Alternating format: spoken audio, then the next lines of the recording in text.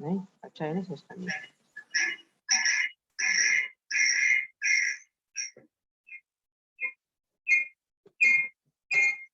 इसको आवाज को। अच्छा जी बच्चों, कैसे हो भाई? वापस आ गया हूँ मैं, डिस्कनेक्ट हो गया था तो वो इंटरनेट की वजह से।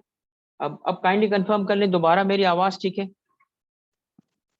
आवाज स्क्रीन शेयर हो रही है? ठीक है। अब हम आज जो इनकम फ्रॉम बिजनेस के दो सेक्शन रहते हैं या दो टॉपिक रहते हैं उसको कवर करेंगे।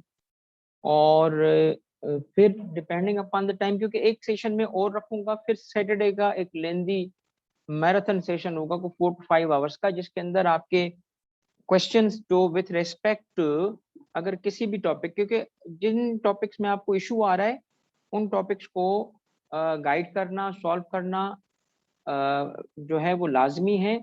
तो आपको इंशाल्लाह, जैसे इवन किसी बच्चे ने मैसेज किया सर लॉसेस प्रैक्टिकली कैसे होंगे, ये चीज मैं आपको कवर करवा दूंगा। किसी ने कहा सर टैक्स क्रेडिट में फला जगह मसला आ रहा है, वो आपका हल हो जाएगा। किसी ने कहा सर वो थ्योरी के टॉपिक्स में थोड़ी सी गाइडेंस दे दें ताकि हम जैसे असेसमेंट में किसी बच्चे को जो बड़ा टेंशन नहीं ले। आपको जो एक सेशन में अभी और रखूंगा छोटा, यानी 2 घंटे का, उसके बाद एक सेशन मैराथन रखेंगे, उसके बाद भी मेरी अवेलेबिलिटी होगी, हर वक्त अवेलेबिलिटी होगी। आपको जहां दिक्कत होगी हम सेशन रख के 1 घंटे का 1.5 घंटे का आपको गाइड कर दूंगा किस तरीके से टैकल करना है, ठीक है? तो अच्छा, एओपी वाला जैसे है कोई टेंशन नहीं है, क्योंकि देखो हमने पढ़ा हुआ है, सिर्फ आपको करना ये है कि उसको ना सिर्फ समझाना है टेक्निक। देखो जब टेक्निक समझाएंगे ना, कि अब लॉसेस का जिस चीज का आपको यकीन करो प्रॉब्लम आ रहा है, 2 मिनट का काम है, मैं सिर्फ एक टेक्निक समझाऊंगा कि ये एक कॉलम बना दो आगे, एक एक सिर्फ कॉलम बनवाऊंगा, आपका मसला हल हो जाएगा कि लॉसेस कैसे कंप्यूटेशन में आएंगे, तो कैसे आएंगे, वो सिर्फ एक कॉलम बढ़ाना है। उसके बाद लॉसेस की ट्रीटमेंट सिर्फ आपको याद होनी चाहिए, कहानी खत्म हो जाएगी, ठीक है? और ये चीज जो है आपको सिर्फ एक टॉपिक पे नहीं, हर टॉपिक पे मैं कहता हूं जहां जहां आपको इशू है मुझे बताते जाएं, ताकि अकॉर्डिंगली मैं सेशन प्लान करूं और आपको गाइड करता जाऊं, ठीक है? अच्छा, हमने पिछले सेशन में जहां तक किया था वो था 24। अब हम जाते हैं बेटा इस चीज पे, डेप्रिसिएशन पे। डेप्रिसिएशन को हैंडल करना बहुत आसान है। डेप्रिसिएशन इसलिए आसान है कि सेक्शन, सबसे पहले तो डेप्रिसिएशन की वही बात याद रखना, मैं जिस तरीके से लास्ट सेशन पढ़ा है वैसे पढ़ाऊंगा। बोल्ड स्टेटमेंट्स होंगे, क्योंकि मुझे आपकी ना अब एंड पे आके ये नहीं है कि मैं पहले की तरह, वो ऑब्वियसली अलग अलग स्टेज, अलग अलग टाइम की अलग अलग जरूरत होती है। इस वक्त आप सुनना मेरी बात। देखिए डेप्रिसिएशन आपने पढ़ा, और डेप्रिसिएशन के अंदर आपने सारी तफसील देखी है, एक एक चीज मैंने कवर करवाई, ठीक है? अब हम आते हैं आज के दिन आपको क्या करना चाहिए, ठीक है? एग्जाम के आप इतना करीब आ चुके हो, तो अब आपको क्या करना चाहिए। लाइटिंग का थोड़ा सा यहाँ ना मुझे आ रहा है इशू को। नहीं नहीं नहीं, मैं ऑफ नहीं करें, सारी लाइटें ऑन, मगर मैं इसको एंगल चेंज कर देता हूँ, ठीक है? अब बेहतर है। देखिए आपको ना जो चीज समझनी है वो ये चीज समझनी है कि एग्जाम में ये कैसे आ सकता है, ठीक है? डेप्रिसिएशन अगर एग्जाम में आता है तो कैसे आएगा, इस चीज को हमने समझना है। तो बिस्मिल्लाह करते हैं। सबसे पहले आपको याद होगा कि डेप्रिसिएशन को जब आप लोगों ने पढ़ा था तो उस वक्त दो टाइप्स थी, अभी भी आपको याद होगा।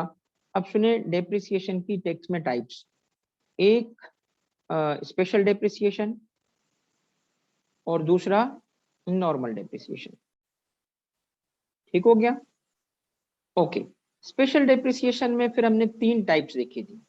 पहला था इनिशियल अलाउंस, दूसरा था फर्स्ट ईयर अलाउंस, और तीसरा है accelerated depreciation to alternate energy projects.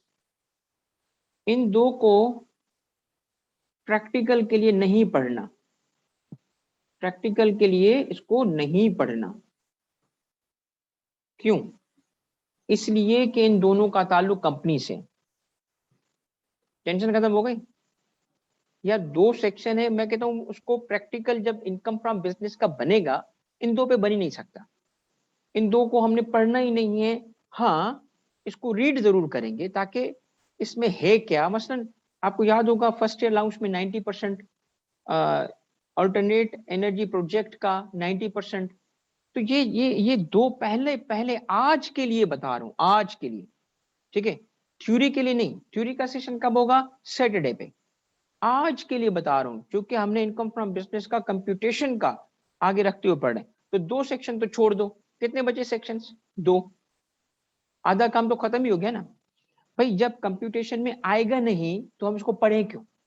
हम इसको, हाँ वो होता है ना बहुत बहुत मोहतात बच्चा, वो जरूर इसको पढ़ ले। और किस लिए पढ़े? थ्योरी के लिए। और थ्योरी भी कौन सी? कोई सिचुएशन वाली, ठीक है। चांसेस नहीं है इसके एग्जामिन होने के, इसके बहुत चांसेस एग्जामिन के, और ये तो बहुत चांसेस एग्जामिन होने के। ठीक हो गया? आवाज ठीक है बच्चों? आवाज स्क्रीन ठीक है बच्चों? Okay okay. तो आपने सबसे पहले किस चीज को पढ़ना है? इनिशियल अलाउंस को, उसके बाद नॉर्मल डेप्रिसिएशन को। ठीक हो गया? अब इनिशियल अलाउंस हमारा टॉपिक है, इनिशियल अलाउंस हमारा टॉपिक है सेक्शन 23 में, ठीक है। अच्छा, इसके कितने पॉइंट्स हैं इनिशियल अलाउंस के? देख लेते हैं कि इनिशियल अलाउंस के कितने पॉइंट्स हैं। देखो, इनिशियल अलाउंस में सबसे पहले आपको याद होगा कि कॉन्सेप्ट है किस चीज का? कॉस्ट का 25% है, और ये वन टाइम है, वन टाइम, ठीक है। मगर कॉस्ट किसकी?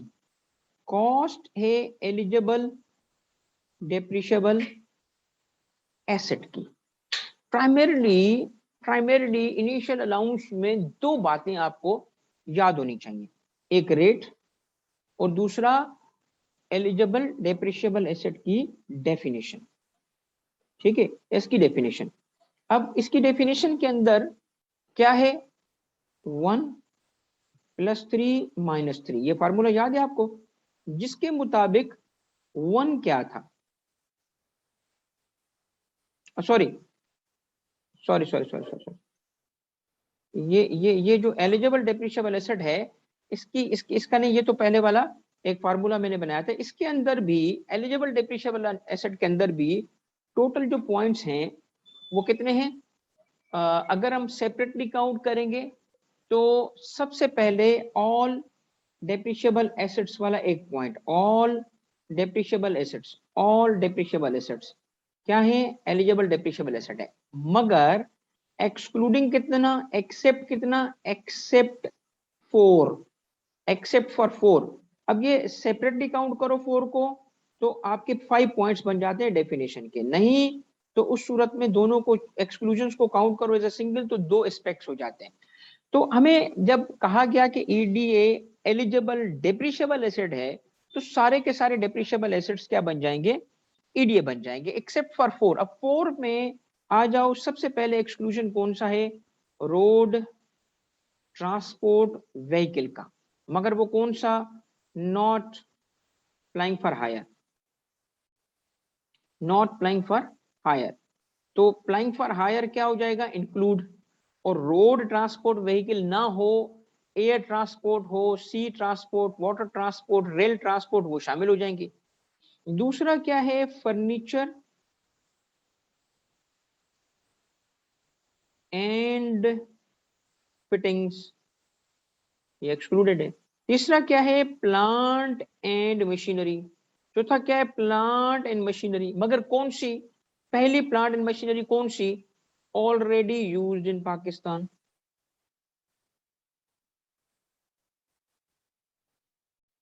दूसरी कौन सी?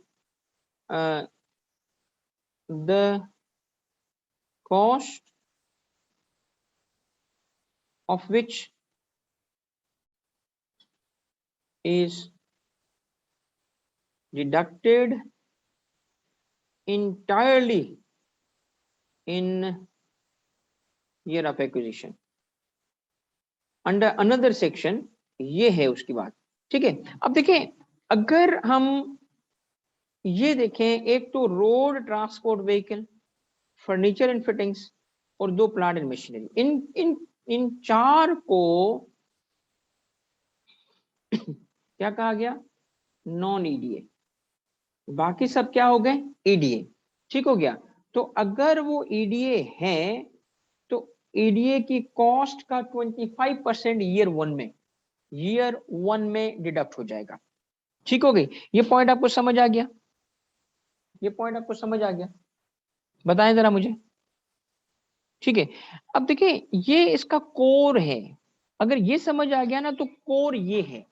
अब प्लांट एंड मशीनरी या कोई और ईडीए आपको गिवन हो, 25% हम उसका ईयर 1 में कॉस्ट का कैलकुलेट करेंगे। देखिए इनको इसके बाद, इस चीज के बाद अगर हम देखें तो रहता क्या है, इस चीज के बाद तो कुछ नहीं रहता। अगर हम इन पॉइंट्स को कवर कर चुके हैं, किन पॉइंट्स को हमने कवर किया भाई, ये जो पॉइंट्स आपके सामने हैं, अगर हम इनको कवर कर चुके हैं तो फिर तो सब कुछ कवर हो गया। क्या बचा भाई इसके अंदर? कोई ऐसी चीज है जिसको पढ़ना चाहिए? हाँ, थोड़ी सी वजाहत जिसकी करने की जरूरत है वो है टाइमिंग की वाली बात। बाकी सारी चीजें आपकी किसी न किसी वे में आपको पहले से ही पता होंगी। ठीक है, तो इसी वजह से पहले कोर को मास्टर कर लो। कोर क्या था, रेट क्या है उसका बेटा? 20,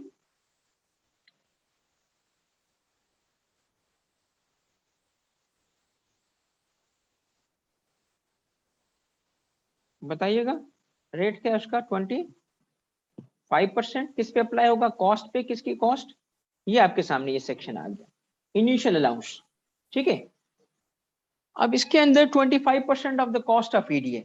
ईडीए की डेफिनेशन सबसेक्शन 5 में देखो, eligible depreciable asset means depreciable asset other than, ये 4 एक्सक्लूजन्स थी। ठीक हो गया, की चीज क्या है, वो किस चीज पे खेलेगा? एलिजिबल डेप्रिशिएबल एसेट, कोई ऐसा एसेट देगा वो जो एलिजिबल डेप्रिशिएबल एसेट है कि नहीं है। ठीक है, फिर क्या होगा, आ जाए यहाँ पे सबसेक्शन, पहले पढ़ते हैं 2। टू टू में क्या है? Amount of initial allowance of person shall be computed by applying rate specified in part 2 of third schedule जो 25% है against the cost of the asset। ठीक है, फिर सबसेक्शन 3 में कुछ नहीं है। क्या कहता है?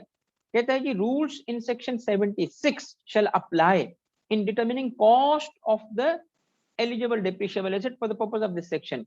यानी सेक्शन 76 जिसके अंदर कॉस्ट को डिफाइन किया गया है वो एलिजिबल डेप्रिशिएबल एसेट की कॉस्ट को डिटरमिन करने में अप्लाई होगा। तो इसमें क्या बड़ी बात है, इसमें तो कोई पॉइंट ही नहीं रहा। फिर लेसी लीजिंग, लीजिंग ये पढ़ने की जरूरत ही नहीं आपको। देखिए 3 पढ़ने की जरूरत नहीं है क्योंकि इसमें सब्सटेंटिव बात है ही नहीं। क्या इसमें बात है कि जब वो कहता है कि जी कॉस्ट पे 25% लगाओ तो कॉस्ट कैसे कैलकुलेट होगी? सेक्शन 75 के मुताबिक। तो यहाँ पॉइंट सिर्फ क्या है, कॉस्ट सेक्शन 76 के मुताबिक कैलकुलेट होगी। ठीक है, तो इसको किसमें क्या बड़ी बात है? दूसरा क्या है बच्चों, सब सेक्शन 4 पढ़ने की जरूरत नहीं है। क्यों नहीं पढ़ने की जरूरत? भाई इसका ताल्लुक लीजिंग से। तो लीजिंग कौन करता है? 5 इदारे, और पांचों क्या है? कंपनी। सवाल ही नहीं बन सकता लीजिंग पे आज तक। फाइनल में सवाल नहीं बना, आपका कहां से बनेगा? ये उसी वक्त एग्जामिन हो सकता था सबसेक्शन 4 जब कंपनी की कंप्यूटेशन हो। इसमें क्या लिखा था कि जी ये देखो, a deduction allowed under this section to a leasing company, investment bank, मुदारबा, शेड्यूल बैंक, डीएफआई, इनकी कंप्यूटेशन करवाएगा तो ये पूछेगा ना। मगर इसके अंदर पॉइंट जो हमने पढ़ा था वो क्या था कि इन लेसोर को डेप्रिसिएशन दी जाती है। कौन सी? Normal as well as special. तो अगर कोई ऐसा एसेट लीज आउट किया गया जो एडीए है तो स्पेशल डेप्रिसिएशन यानी इनिशियल अलाउंस भी लेसोर को मिलेगा। और वो कहां से डिडक्ट करेंगे? सिर्फ अपनी लीजिंग इनकम से डिडक्ट करेंगे। मगर ये पॉइंट प्रैक्टिकली एग्जामिनेबल नहीं है। क्यों एग्जामिनेबल नहीं है? इस पे सवाल उस वक्त बने जब लीजिंग कंपनी की कैलकुलेशन करवाए, जो मुमकिन ही नहीं है, मुमकिन ही नहीं है। तो छोड़ो सबसेक्शन 4 को, मुझे बताओ रहा क्या? रहा क्या? टोटल पॉइंट्स कितने इस सेक्शन में? इनिशियल अलाउंस में टोटल पॉइंट कितने? एक डेफिनेशन, एक रेट, बस यही तो है। अब तक मैंने आपको क्या कहा, इसमें 2 पॉइंट्स, तीसरा एहतियातन पढ़ाऊंगा बट 2 पॉइंट्स है। ठीक है, और वो 2 पॉइंट्स कौन से हैं ये देखो। क्या आपको ये याद हो सकता है? याद हो गया? क्या आपको ये चीजें याद हो गई? तो 25 कवर हो गया, 23 कवर हो गया ना। इसमें है क्या जिससे डरे हम? टोटल चीज कहानी क्या है? डर की वजह से हम छोटी चीज को भी बड़ी नजर, हमारा जहन मैग्नीफाई कर देता है उस प्रॉब्लम को। मैग्नीफाई हम नहीं करेंगे, हम कहेंगे भाई जिसको कहते हैं ना, cut the deadwood, deadwood side पे करो, कोर को मास्टर करो, कॉन्फिडेंस बहाल हो गया, कॉन्फिडेंस बहाल। ठीक है, अब आती है बेटा इसमें एक एहतियातन पॉइंट, एहतियातन क्या, मगर वो हम पढ़ेंगे। वो पॉइंट कौन सा है, वो सबसेक्शन 1 में लिखा है, टाइमिंग। टाइमिंग सबसेक्शन 1 दो काम करता है, एक तो डिडक्शन अलाउ करता है और दूसरा टाइमिंग अलाउ करता है। ठीक है, देखिए कैसे और टाइमिंग बताता है, डिडक्शन अलाउ करता है और टाइमिंग बताता है। अब देखिए 23 का subsection 1, a person who places eligible depreciable asset into service in Pakistan for the first time in a tax year shell be allowed a deduction hereinafter referred to as initial allowance computed in accordance with subsection 2, computed in accordance with subsection 2 जो हमने पढ़ लिया। यानी अगर कोई person eligible depreciable asset place into service in Pakistan करेगा तो उसे ये डिडक्शन मिलेगी, खत्म। अगर ना भी पढ़ते तो इस सेक्शन के वजूद का मकसद क्या था, इनिशियल अलाउंस की डिडक्शन मिलेगी। मगर यहाँ पॉइंट ये नहीं है। तीसरा पॉइंट क्या है, अब आ रहा है तीसरा पॉइंट क्या है, computed in accordance with subsection provided that the asset is used by the person for the purpose of his business for the first time or the tax year in which commercial production is commenced, whichever is later, first time, year of first time use और commercial production whichever is later, ये point है तीसरा। ठीक है, अगर हम इसको count करें तो टाइम क्या होगा, टाइमिंग क्या होगी, तीसरा पॉइंट ये हो गया। मैंने मैक्सिमम पॉइंट्स बता रहा हूं, मैक्सिमम पॉइंट में क्या होगा, एक होगा जिसको फर्स्ट टाइम यूज, ठीक है, एक हुआ फर्स्ट टाइम यूज और दूसरा क्या हुआ, दूसरा क्या हुआ बताएं, दूसरा है फर्स्ट टाइम यूज के अलावा कौन सी प्रोडक्शन है बताओ, commercial production, whichever is later, whichever is later. अब यहां जो एहतियात करनी थी ना, ये इसकी थोड़ी सी एक वर्किंग मैं करके दूंगा आपको कि जी सपोज करते हैं कि हमारे पास एक टैक्स ईयर है, टैक्स ईयर 2019, और हमारे पास एक टैक्स ईयर है, टैक्स ईयर 2020। हमने एसेट परचेज किया है कहाँ, इसमें परचेज हमने यहाँ किया, परचेज करके हमने उसको यूज भी किया, मगर वो यूज जो था वो ट्रायल प्रोडक्शन था। क्या था, ट्रायल प्रोडक्शन। ट्रायल प्रोडक्शन का मतलब क्या है कि कमर्शियल प्रोडक्शन अभी स्टार्ट नहीं हुई, मगर यूज तो हुआ ना, तो यूज होने की वजह से वो फर्स्ट टाइम यूज हो चुका है, यूज हो चुका है, फर्स्ट टाइम यूज हुआ है, तो ईयर ऑफ फर्स्ट यूज आ गया। कमर्शियल प्रोडक्शन हमने अगले साल स्टार्ट की तो कमर्शियल प्रोडक्शन चलेगी नेक्स्ट ईयर पे। अब सवाल ये है कि इनिशियल अलाउंस कब अलाउ किया जाएगा, इनिशियल अलाउंस अलाउ किया गया whichever is later commercial production के बाद। मगर इसका मतलब ये है कि कमर्शियल प्रोडक्शन जो बाद में स्टार्ट हुई, मगर सेक्शन 22 जो डेप्रिसिएशन का सेक्शन है वो कहता है डेप्रिसिएशन अलाउ होगी अगर एसेट यूज हो तो ईयर 1 में यूज तो हो गया ना। इसका मतलब क्या हुआ कि अगर उस एसेट की कॉस्ट है 100, तो हम अगर 10% से अज्यूम रेट 10% है डेप्रिशिएट करें, तो ईयर 1 में नॉर्मल डेप्रिसिएशन 10 की मिल जाएगी, 10 की डेप्रिसिएशन मिल जाएगी। क्यों मिलेगी, क्योंकि यूज हुआ है।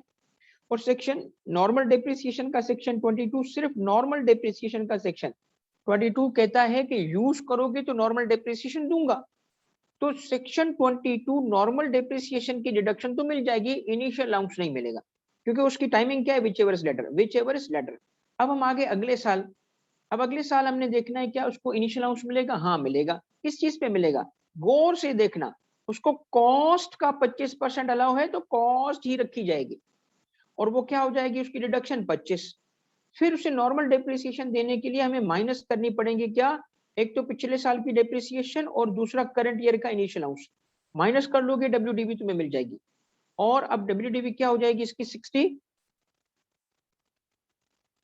65, उस पे हम 10% से नॉर्मल डेप्रिसिएशन कैलकुलेट करेंगे 6.5। तो ईयर 2 में हमें इनिशियल अलाउंस भी मिला और ईयर 2 में हमें नॉर्मल डेप्रिसिएशन भी मिली, मगर ईयर 1 में हमें सिर्फ नॉर्मल डेप्रिसिएशन मिली। आपको ये बात नोट करनी चाहिए for the purpose of depreciation, कौन सी, जिसमें इनिशियल अलाउंस रहा। बताओ मुझे, ये पॉइंट समझ आ गया आपका, ये यहाँ स्टेटेड है, नीचे उसकी कैलकुलेशन भी मैंने करके दे दी। ये मैक्सिमम है for your exam, maximum, max एक पॉइंट इसके अलावा हमने नहीं पढ़ना। तो टोटल पॉइंट अगर 23 में मेरे बच्चों आए तो कितनी आए बताएं जी, जो जो हम बार बार मैप पे जा रहे थे पिछले सेशन में, ताकि आपको कंप्लीट एक पिक्चर मिल जाए। ठीक है, ये देखें आ गए डेप्रिसिएशन पे, ये आ गए हम डेप्रिसिएशन पे। ठीक है जी, डेप्रिसिएशन के सेक्शंस कितने हैं? सबसे पहले हमें 23, उसके बाद 22, बस, बाकी हमने नहीं पढ़ने क्योंकि वो कंपनी वाले हैं। अच्छा जी, बताओ इसमें क्या करना है हमने? 23 कितने पॉइंट्स हैं इसके? 23 के 23 में टोटल पॉइंट्स हैं 3। मैं इसको इस तरह लिखना चाहता हूँ 2+1। 2+1 इसलिए कि आपको पता चले कि 2 की पॉइंट्स हैं, दूसरा एडिशनल पॉइंट है, टोटल पॉइंट्स हैं 3। भाई बताएं, याद हो गए? 3 में पहला पॉइंट क्या है? 25%। दूसरा उसका पॉइंट क्या है? Cost of EDA. अब 25% ऑफ कॉस्ट ऑफ ईडीए ये मिला लो तो एक सिंगल पॉइंट बन गया।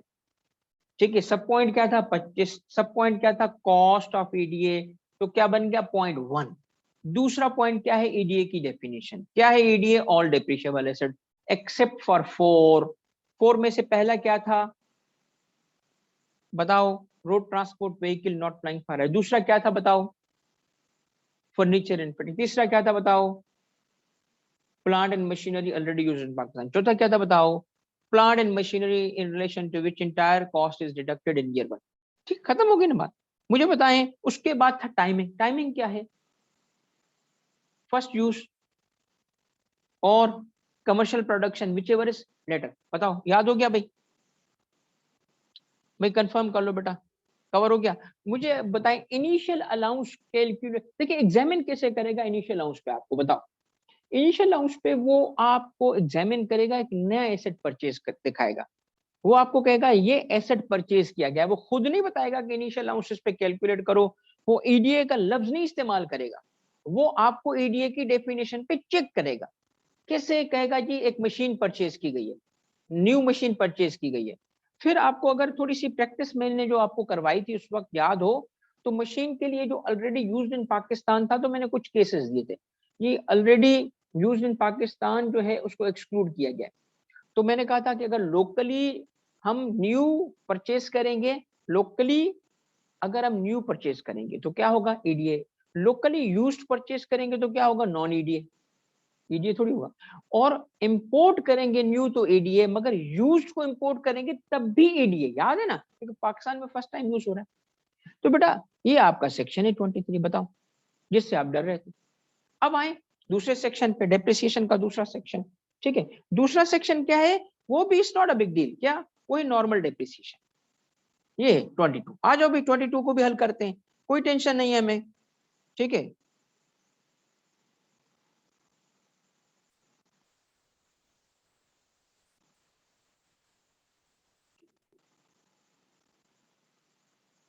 अच्छा इसके ना 22 के पढ़ने के लिए या रिवाइज करने के लिए हमें थोड़ी टेक्निक चेंज करनी पड़ेगी। वो इस तरह है कि सेक्शन 22 काफी लेंदी है, बहुत लेंदी है। ठीक है, मगर आसान करते हैं इसको। 22 इसका टाइटल है डेप्रिसिएशन। ठीक है, जिसको हमने नॉर्मल कहा क्योंकि दूसरी टाइप स्पेशल हमने नाम रखा था। देखिए इसके हैं दो पार्ट्स। दो पार्ट्स का मतलब क्या है? यूं इसकी लाइन खींच देते हैं। एक है जनरल, एक है स्पेशल केसेस। जनरल प्रोविजंस, ये मैं अपनी तरफ से क्लासिफिकेशन बना रहा हूं, जनरल प्रोविजंस और स्पेशल केसेस। स्पेशल केसेस कितने हैं? 4। ये 4 केसेस हैं। ठीक है, पहले आए जनरल प्रोविजंस पे, बहुत सिंपल बातें करते हैं। देखिए जनरल प्रोविजंस में सबसे पहला पॉइंट क्या है कि डब्ल्यूडीवी पे रेट जो prescribed by income tax ordinance है। रेट कौन सा होगा? जो थर्ड शेड्यूल में prescribed by income tax ordinance है, प्रिस्क्राइब्ड रेट होगा। अब प्रिस्क्राइब रेट की बात अगर करें, देखो आमतौर पे जो एसेट्स होते हैं, मसलन व्हीकल,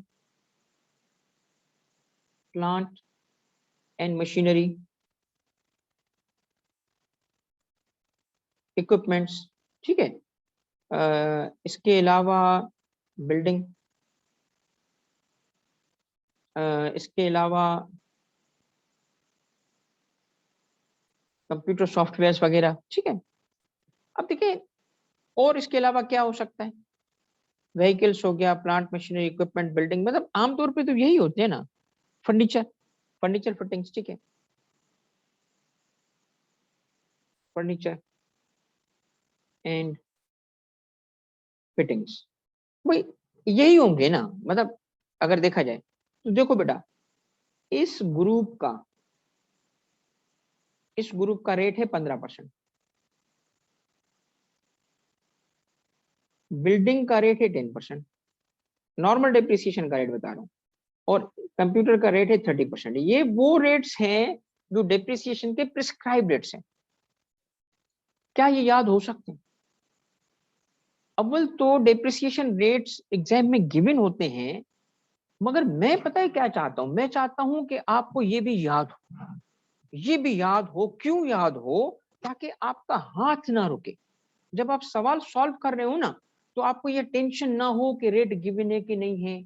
मैं चाहता हूं इसको याद कर, ठीक है, इन इन इन इन डेप्रिसिएशन को याद करो। एक एहतियातन डेप्रिसिएशन का अगर आपको बहुत एहतियातन बताऊं, तो डेप्रिसिएशन के रेट्स में एक था जिसको कहते हैं 100% डेप्रिसिएशन का रेट। एक केस ऐसा था, हालांकि दो केसेस हैं, एक केस जो था वो ऑयल एक्सप्लोरेशन के लिए था, मगर वो कंपनीज है, इस वजह से उसको मैं काउंट नहीं कर रहा। एक केस ऐसा था, गुड बेटा, जबरदस्त, शाबाश, बेहतरीन यार, तुम लोगों तो तैयार हो, पहले से ही तैयार हो। मुझे तो, मैं तो समझ रहा था शायद भूल गए होंगे आप लोग। देखिए एक केस था जो रैंप वाला था ना, रैंप, बेटा उसका रेट था 100%। ये थोड़ा सा स्पेसिफिक है, और थोड़ा सा एहतियातन अगर तुम चाहते हो तो एक और केस भी होता, वो था technical and professional books, technical and professional, ये भी 15% वाले केस में थे। ये वो बुक्स थी जिसकी लाइफ मोर देन 1 ईयर हो। मतलब ये सारी चीजें मैं कहां से लाया हूं? ये रेट के टेबल से लाया हूं, जो पढ़ने की जरूरत नहीं है, जो गिवन होता है एग्जाम में। मगर मगर अगर हम मतलब 2 दिन लगाएं, मतलब 2-2 मिनट के लिए सिर्फ, और अगर ये चीजें याद हो जाएं, एक एज अ जनरल, ये ऊपर बताई गई बातें, और दो एज स्पेशल केसेस, इनको अगर हम नोट कर लें, बिलीव मी आपका कॉन्फिडेंस भी बढ़ जाएगा, और आपका हाथ नहीं रुकेगा, कुछ भी नहीं, नॉट अ बिग डील, ठीक है। अंडरग्राउंड एक्सप्लोरेशन इसलिए मैंने छोड़ा बरीका, क्योंकि वो कंपनी के लिए, अंडरग्राउंड एक्सप्लोरेशन कौन करता है यहाँ? कंपनीज करती है ना, उसको छोड़ दिया इसलिए। आ जाओ, तो पॉइंट 1 मेरे बच्चों क्या है, ये क्या कि आप डब्ल्यूडीवी और उस पर रेट क्या अप्लाई करते हो जो शेड्यूल में प्रिस्क्राइब्ड है। समझ आ गया? यहां तक बात समझ आई? बिलीव मी, अगर यहां तक बात समझ आई तो आगे कुछ भी नहीं है, आगे है क्या पढ़ने के लिए। आ जाओ, देखिए अब कहानी क्या है। अब जो जनरल पॉइंट्स है ना, उन जनरल पॉइंट्स में से देखो, मैं पहले आसान तरीन पॉइंट्स को लेके आता हूँ, आसान, ताकि आपको कॉन्फिडेंस, जो उसको लिखने की जरूरत भी नहीं है। टोटल डेप्रिसिएशन कितनी अलाउ होगी बताओ? Over the years total depreciation कितनी अलाउ होगी बताओ? किसके बराबर होगी? कॉस्ट के बराबर। एक ये पॉइंट था कि नहीं था? अब बताओ, ये कोई पॉइंट है? चलो एक और point, if 100% cost deducted in year 1, तो क्या वो डेप्रिशिएबल एसेट होगा? बताओ, होगा? नहीं, क्योंकि सारी कॉस्ट, देखिए ये जनरल पॉइंट्स है ना, वो डेप्रिशिएबल एसेट नहीं होगा। ये यही तो पॉइंट्स थे, और क्या थे। देखिए अब आता हूं मैं इस चीज पे कि ये जो डब्ल्यूडीवी है, इस पे रेट लग रहा है, तो डब्ल्यूडीवी कैसे कैलकुलेट करते हैं? बताएं, डब्ल्यूडीवी कैसे कैलकुलेट करते हैं? सर जी, कॉस्ट माइनस इनिशियल अलाउंस, ये डब्ल्यूडीवी है किस ईयर में? फर्स्ट ईयर में। और सब्सिक्वेंट ईयर्स में क्या होगा? कॉस्ट माइनस, बताओ क्या होगा? इनिशियल अलाउंस प्लस जो नॉर्मल डेप्रिसिएशन है प्रीवियस ईयर्स की, वो माइनस कर लो, डब्ल्यूडीवी हो जाएगा।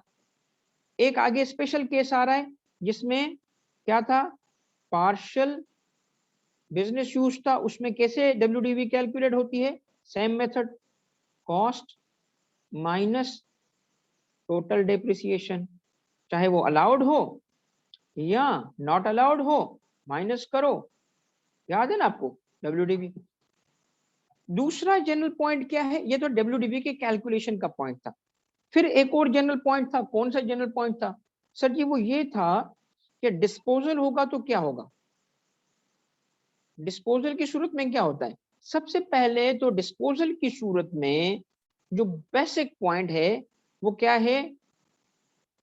दानियाल कोई सवाल पूछना है तुमने बेटा, पूछ लो। डिस्पोजल की सूरत में गेन या लॉस कैलकुलेट, द मोमेंट आपको नजर आए ना डिस्पोजल किसका, डेप्रिशिएबल एसेट का, समझ जाओ कि लाजमन हमने कैलकुलेशन करनी है गेन या लॉस की। गेन कैसे आता है बताओ, जब कंसीडरेशन रिसीव्ड एक्सीड कर जाए WDV से। अच्छा, किससे एक्सीड कर जाए, WDV से। और जब WDV एक्सीड कर जाए कंसीडरेशन रिसीव्ड से। ठीक है, या अगर आप इसको ऐसे नहीं लिखना चाहते, ऐसे लिखो क्या, कि कंसीडरेशन रिसीव्ड क्या हो, एक्सेस में हो इसके, और दूसरे में क्या है कंसीडरेशन रिसीव्ड, जब हम माइनस कर रहे हैं तो लेस हो किससे, इस केस में इनकम फ्रॉम बिजनेस में टैक्स किया जाएगा, इस केस में इनकम फ्रॉम बिजनेस में से डिडक्ट किया जाएगा। सिंपल है कि नहीं। अब आता है जनरल पॉइंट में, मैं आ रहा हूं बेटा अली अहमद, उसकी तरफ आ रहा हूं। लास्ट पॉइंट, जनरल पॉइंट में से लास्ट पॉइंट क्या है। अब इस लास्ट पॉइंट को मेरे बच्चों कहते हैं half year convention. Half year convention देखना कैसे, ये आसान हो जाता है इंशाअल्लाह, अल्लाह ने जब बहुत आसानी से समझ। हाफ ईयर, देखिए डेप्रिशिएबल एसेट्स की ये बात तवज्जो से सुनिएगा सारे बच्चे। डेप्रिशिएबल एसेट की जो हमारे पास अब क्लासिफिकेशन है वो कुछ ऐसे बन चुकी है।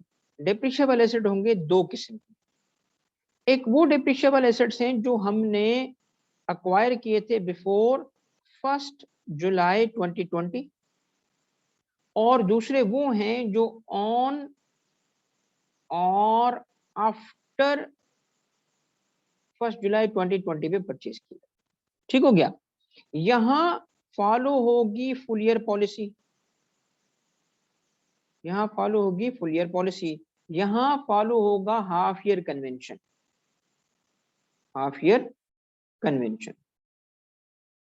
ठीक है, अब ये क्या होता है हाफ ईयर कन्वेंशन, क्या होता है फुल ईयर पॉलिसी। देखो इसका होता है 2 पॉइंट्स पे इफेक्ट, एक होता है ईयर ऑफ एक्विजिशन के वक्त एक्वायर करेंगे तो क्या होगा, और दूसरा होगा ईयर ऑफ डिस्पोजल के वक्त डिस्पोज करेंगे तो क्या होगा। उन एसेट्स को जो 1 जुलाई 2020 से पहले परचेज किए गए, अब हम अक्वायर करने की बात तो कर नहीं सकते। क्यों नहीं कर सकते, वो तो गुजर गया जमाना, वो तो गुजर गया ना, कन्वेंशन तो क्या, वो तो पुरानी बात है ना।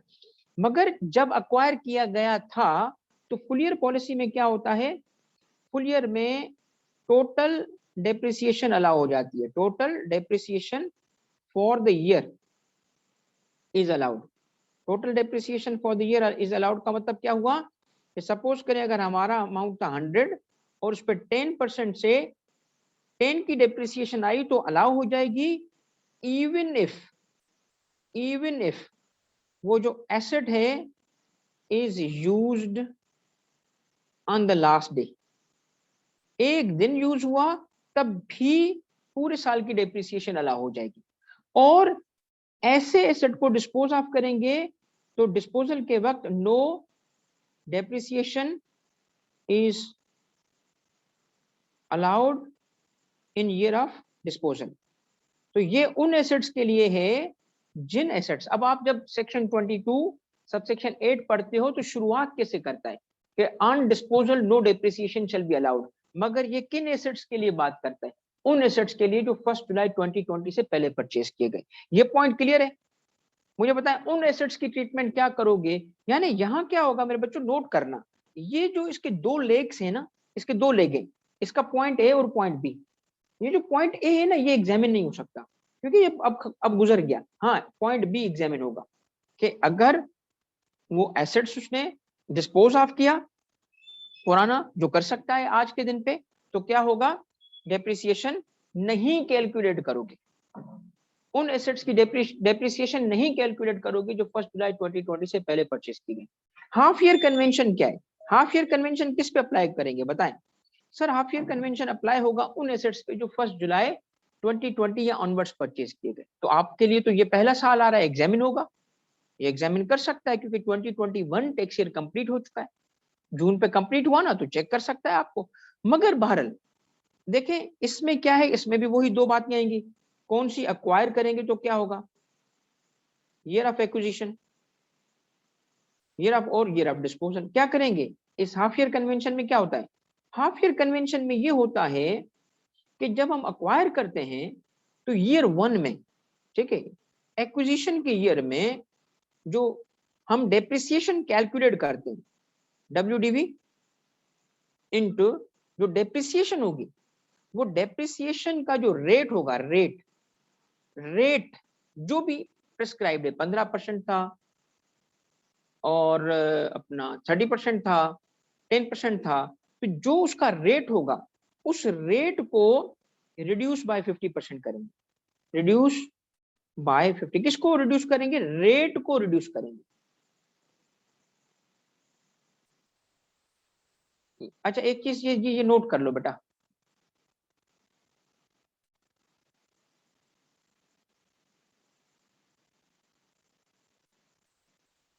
ठीक है, depreciation deduction shall be reduced by 50%. Depreciation deduction shall be reduced by 50%.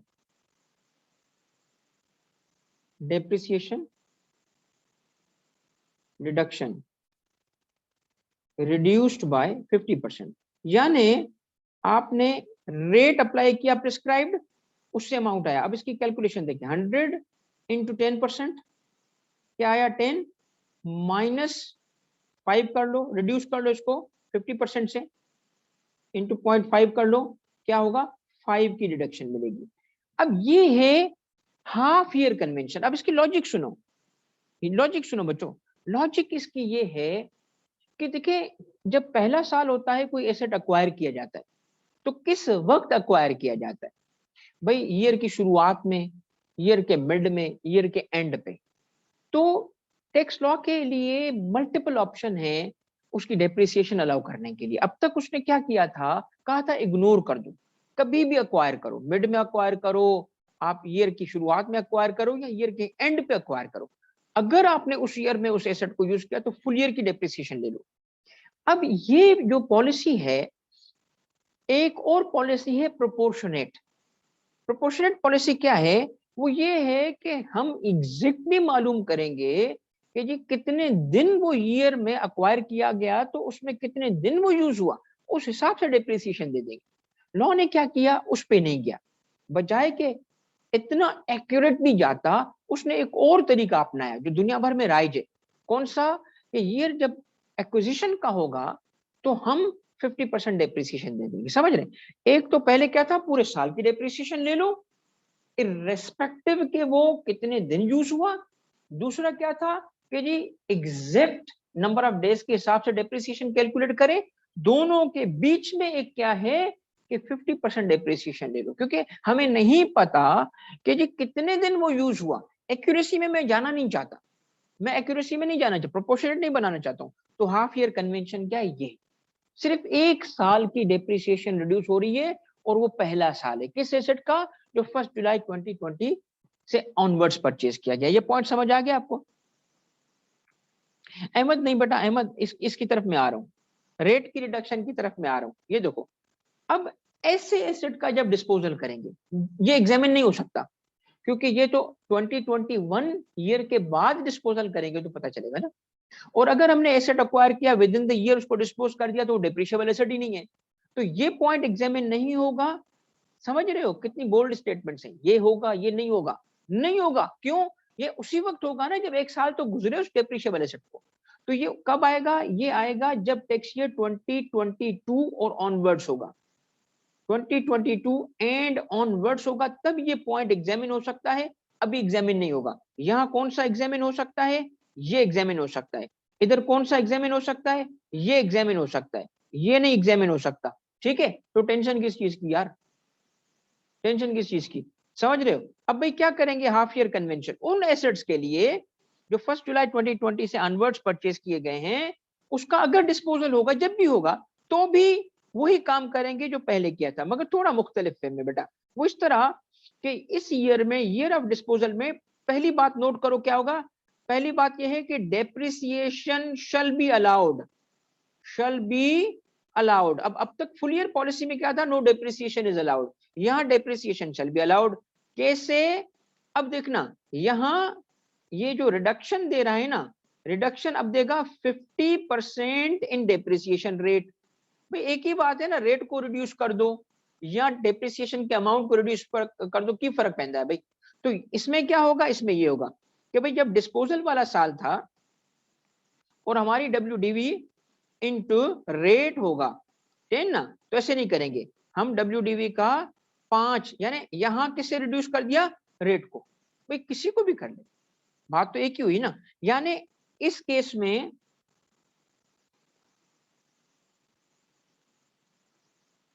provided where the depreciable asset is used in person's business for the first time in tax year commencing on or after 1st day of July 2020, depreciation deduction equal to 50% of the rate, 50% of the rate। देख लिया, तो उसको reduce कर लो, rate को 10% था, नहीं 5 इतना कर लो WDV पे। माने क्या हुआ, मतलब क्या है, डेप्रिसिएशन मिलेगी कितनी, 50% ऑफ द एप्लीकेबल रेट के बराबर। तो बात तो वही हो गई, बात तो वही है जितनी, मगर प्रोसीजरल तरीके फॉलो करने के लिए याद रखना कि यहाँ किस चीज की रिडक्शन हो रही है, डेप्रिसिएशन रेट पूरा लेंगे। अब एक बात और नोट करो बच्चों, एक बात बस एहतियातन नोट करो, ये आपका कंप्लीट हो चुका है। देखिए अगर रेट होता, अगर इस तरह है कि रेट होता 10%, 10% है, डेप्रिसिएशन है कितनी 10, कहता है नहीं 5 अलाउ करो, अलाउ करो। इस 5 का क्या होगा जो हमने अलाउ नहीं की। तो अब WDV कैलकुलेट कर रहे हैं हम ईयर 2 के लिए, ये है ईयर 1, ये है ईयर 2, ईयर 2 में हम WDV कैलकुलेट कर रहे हैं। अब क्या करेंगे, 100 माइनस क्या करें, भाई ये डेप्रिशिएट थोड़ी हुआ है, ये कोई नॉन बिजनेस यूज नहीं है, याद रखना ये वो अमाउंट है जो उसने कहा हाफ ईयर कन्वेंशन की वजह से नहीं दे रहा। तो क्या माइनस करेंगे अगले ईयर 5, और 95 का मतलब है कि इसे फिर दोबारा WDV में शामिल करके और अकॉर्डिंग टू दी रेट हम इसको ईयर 2 से डेप्रिशिएट करेंगे। ये पॉइंट नोट कीजिएगा, ये नोट हो गया, समझ आ गया कि नहीं आया। कि जो 5 हम डिसअलाउ कर रहे थे वो हकीकत में किसी वजह से नहीं है, हाफ ईयर कन्वेंशन की वजह से, कि डेप्रिसिएशन रिड्यूस कर रहा है। तो जो नहीं डेप्रिशिएट हुआ वो क्या करेंगे, वो अगले ईयर से डेप्रिशिएट हो जाएगा। अब अगर ये समझ आया, अब एक बर्ड्स आई व्यू लो। एक बर्ड्स आई व्यू का मतलब है कि इस पूरी की picture low, in the sense mental picture. वो तो आपको ये PDF इंशाल्लाह मैं आज ही प्रोवाइड कर दूंगा। ये देखें, पहले तो आपको इस पॉइंट का, ये जो हमने कहा ना, ये 50-50% वाला, देखो इसके कितने बताएं। अब चार्ट के जरिए समझ आ गया, अब इस फ्लो चार्ट को बनाने से चीजें क्लियर हो गई। वरीका पूछो बेटा, समझ आ गई। आइए, पूरा मिलेगा बिल्कुल, इनिशियल अलाउंस पे कोई फर्क नहीं पड़ेगा सर, उसी साल लिया और उसी साल डिस्पोज। तो डेप्रिशिएबल एसेट नहीं है ना वरीका, डेप्रिशिएबल एसेट की डेफिनेशन में क्या लिखा था, जिसकी लाइफ मोर देन 1 ईयर हो। इसकी लाइफ मोर देन 1 ईयर है ही नहीं, ठीक है वरीका।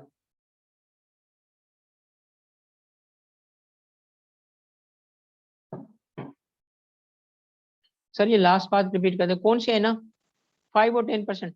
देखो है ना, इस तरह है कि इसमें पहली बात नोट करो, half year convention, half year convention की बात नोट करो। ये उन एसेट्स के लिए होगा जो 1 जुलाई 2020 के बाद होंगे।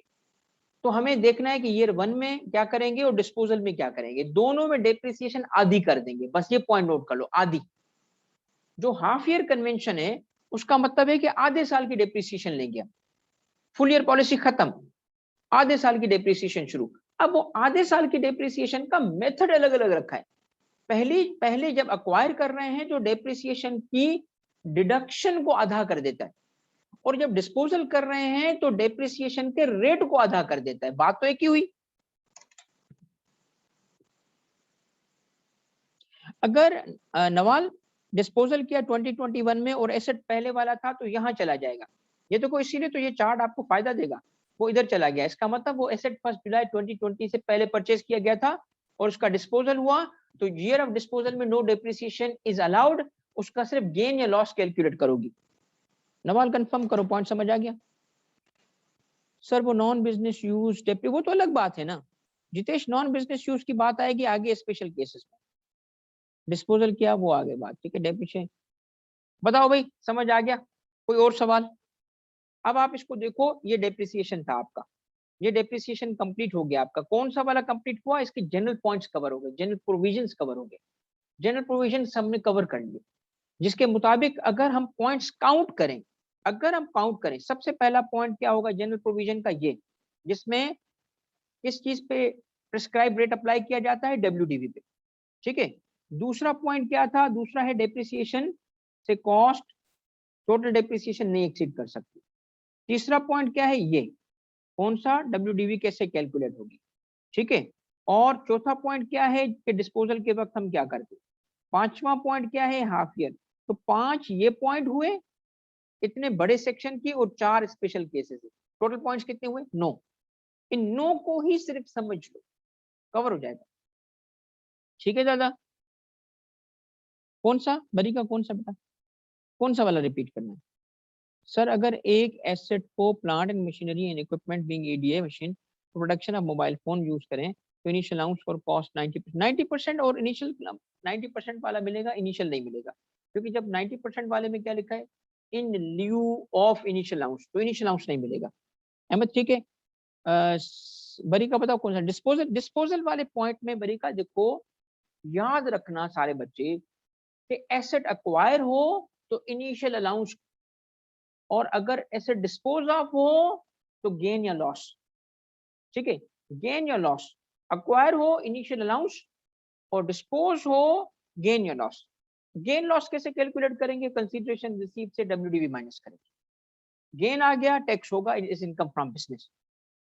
कंसीडरेशन रिसीव से डब्ल्यूडीवी लेस होगा, अगर वो बढ़ गई डब्ल्यूडीवी यानी कंसीडरेशन रिसीव लेस से लॉस होगा, क्या करेंगे? इसको डिडक्ट करेंगे इनकम फ्रॉम बिजनेस, ठीक है।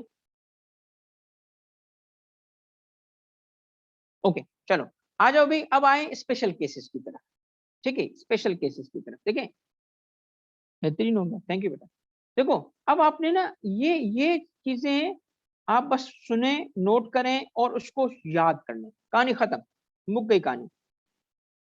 अच्छा अब बेटा इसी डेफिनेशन के अंदर कुछ स्पेशल केसेस हैं, ठीक है। स्पेशल केसेस, वो स्पेशल केसेस बहुत आसान है। इस वक्त मैं बोल रहा हूं, उस वक्त मैं कभी नहीं बोलता। सर अक्वायर अगर मार्च डिस्पोजल 21, देखिए सही है। राव हसन इसमें क्या है? मार्च का मतलब है कि आपने अभी मार्च कौन सा लिखा है आपने? मार्च 21।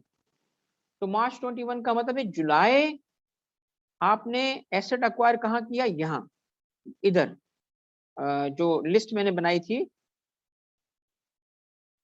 ये, तो जुलाई के बाद ही है ना। 21 का मतलब समझ रहे हो? अब क्या हुआ? जुलाई 21 में सॉरी मार्च 21 में आपने उसको अक्वायर किया, अब डिस्पोज कर रहे हैं उसको अगस्त 21 में। मगर एक बात नोट करो, किस कैटेगरी में चला जाएगा? सर कैटेगरी तो ये होगी आफ्टर 1 जुलाई 22। अब सवाल ये है कि जब आप उसको डिस्पोज ऑफ करवा रहे हो, अक्वायर करवा रहे हो तो ये पहला पॉइंट अप्लाई करेगा, डिस्पोज करवा रहे हो तो उसका दूसरा पॉइंट अप्लाई करेगा। मगर जो आपने डेट दी है उस डेट का टैक्स ईयर निकालो, क्या बनेगा? टैक्स ईयर निकालो, क्या बनेगा? हाफ ईयर कन्वेंशन भी अप्लाई होगा, बिल्कुल होगा। तो राव ये एग्जामिन कैसे हो सकता है? टैक्स ईयर 22, इसका मतलब एग्जामिन नहीं होगा ना। मैं तो आपको अभी अपने अटेम्प्ट की तैयारी करवा रहा हूँ। वैसे अगर थियोरेटिकल सवाल है तो बिल्कुल सही सवाल है कि टैक्स ईयर 2021 में उसे हाफ ईयर कन्वेंशन की वजह से आधी डेप्रिसिएशन मिलेगी, टैक्स ईयर 2022 में उसको डिस्पोजल की वजह से हाफ ईयर कन्वेंशन की वजह से आधी डेप्रिसिएशन मिलेगी। मगर ये 2020 का डिस्पोजल नहीं आ सकता, ठीक है बेटा। 30 जून को डिस्पोजल कर दें। किस किस 30 जून का नवाल? कौन सा 30 जून? 30 जून किस ईयर का? सेम ईयर का। तो उस केस में वो डेप्रिशिएबल एसेट ही नहीं रहेगा, डेप्रिशिएबल एसेट नहीं रहेगा नवाल। क्यों? मोर देन 1 ईयर तो उसकी लाइफ हो, ठीक है भाई। तो डेप्रिशिएबल एसेट ही नहीं है तो क्यों डिस्कस कर रहे हैं हम इसको? चलो बच्चों आगे बढ़े। अब देखिए, अब स्पेशल केसेस की बात आ रही है। स्पेशल केसेस में 4 स्पेशल केस थे, ठीक है, सिंपल करके पढ़ाऊंगा, सिंपल, आराम से आप सुकून से सिट बैक और अपने बड़े भाई पे एतबार रखो, ठीक है। सबसे पहले आता है केस नंबर 1, C1। C1 क्या था? Partial business use. यार पार्शियल बिजनेस यूज में है क्या? आ जाते हैं केस 1 पे। इसके अंदर एक पॉइंट था पहला, कि अगर एसेट का क्या होगा, पार्शियल बिजनेस यूज, तो डेप्रिसिएशन डिडक्शन क्या मिलेगी? पार्शियल। ये है पॉइंट 1, डेप्रिसिएशन डिडक्शन हो जाएगी उसकी पार्शियल। कितनी पार्शियल हो जाएगी बताओ? Partial how much? How much बताओ, how much to the extent of business use, जितना बिजनेस यूज होगा उतना लिमिट हो जाएगा। पहला पॉइंट हो गया। अब इसका मतलब है कि पार्शियल बिजनेस यूज है, तो इसका मतलब उसका नॉन बिजनेस यूज भी होगा। एक बिजनेस यूज, तो पार्शियल बिजनेस यूज का मतलब क्या हुआ कि उसका बिजनेस यूज भी है और नॉन बिजनेस यूज भी है। मगर नॉन बिजनेस यूज यूज है, नॉन बिजनेस यूज है, दोनों यूज है। तो इसका मतलब है कि अगर कहीं 7 और 3 टोटल मिला के 10 की डेप्रिसिएशन थी, तो 3 यूज है। तो लॉ क्या कहता है? पॉइंट नंबर 2, पॉइंट नंबर 2 कहता है कि ऐसे एसेट की डब्ल्यूडीवी कैसे कैलकुलेट करें। तो ऐसे एसेट की डब्ल्यूडीवी कैलकुलेट करने का तरीका क्या होगा? कहता है 100 में से जब हमने अलाउ किया 7, मगर डेप्रिशिएट तो 10 हुआ ना, क्योंकि 3 भी तो यूज है ना, नॉन बिजनेस यूज यूज है। गाड़ी अगर वो एसेट है तो ऑफिस के लिए भी चल रही थी, तो घर के लिए भी तो चली रही थी, डेप्रिशिएट तो हो रही है ना। तो लॉ क्या कहता है कि डब्ल्यूडीवी पार्शियल बिजनेस यूज में हालांकि अलाउ हमने 7 किया, मगर फिर भी 10 माइनस करो, उतना अमाउंट माइनस करो जितना होता माइनस उसको अलाउ होता डेप्रिसिएशन। अगर फुल बिजनेस यूज होता, फुल बिजनेस यूज होता तो उसको पूरा अमाउंट मिलता, माइनस करो 10, 90, इस पे दोबारा डेप्रिसिएशन रेट कैलकुलेट करो। ये है पॉइंट नंबर 2। था क्या इसमें? था क्या इन 2 पॉइंट्स में? असल पॉइंट ये दोनों नहीं है, असल पॉइंट है ये तीसरा। कहता है फिर जो नॉन बिजनेस यूज का जो है ना, नॉन बिजनेस यूज, तो नॉन बिजनेस यूज की वजह से जो अमाउंट डिसअलाउ हुआ, अमाउंट जो डिसअलाउड हुआ, इस अमाउंट को कहता है एड बैक कर दो,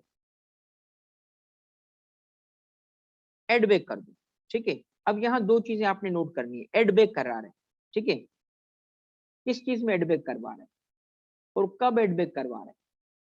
कहता है इसको एड बैक करो डब्ल्यूडीवी में, और कब? जब डिस्पोजल हो, बस। तो इसका इफेक्ट क्या होगा? इसका इफेक्ट क्या होगा? इसका इफेक्ट ये होगा कि आपकी जो एक्चुअल डब्ल्यूडीवी है वो इंक्रीज हो जाएगी, इंक्रीज हो जाएगी। तो डब्ल्यूडीवी क्या करती है? इंक्रीज होने से टैक्स पेयर को फायदा मिलेगा। कैसे? डब्ल्यूडीवी क्या करती है?